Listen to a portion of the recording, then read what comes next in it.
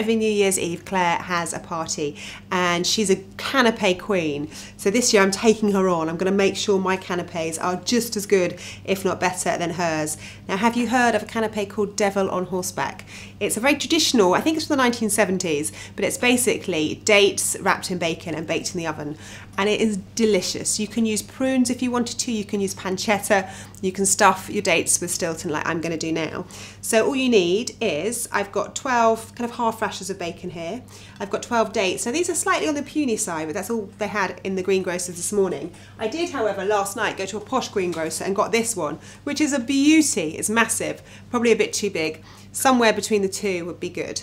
Anyway, we are going to go ahead with these little ones, and all we're going to do is take a rasher of streaky bacon. It has to be streaky. And making sure there's no stone in it. Pop a little bit of cheese in there, and I'm going to roll it up and make sure that you cover it nice and tightly so the cheese doesn't escape too much. It's kind of really nice how the sweetness of the date works with the saltiness of the bacon and the Stilton. Now you could use a cocktail stick, but I actually don't think you need it.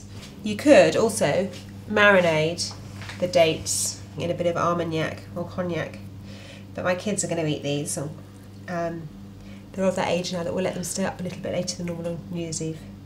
Perhaps not till midnight, we're not completely crazy. Thinking of us, not them.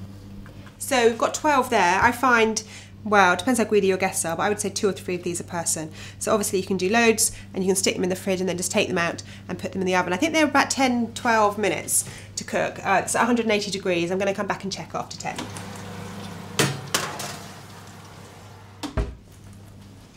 So they smell delicious. The cheese has oozed. I can see the cheese has oozed. They've actually been in for about 17 minutes.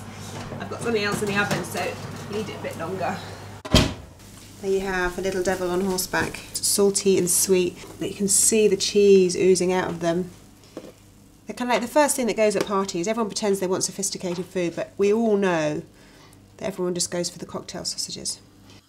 So they are just about cool enough to eat. Look at that one, lovely and brown. Perfect.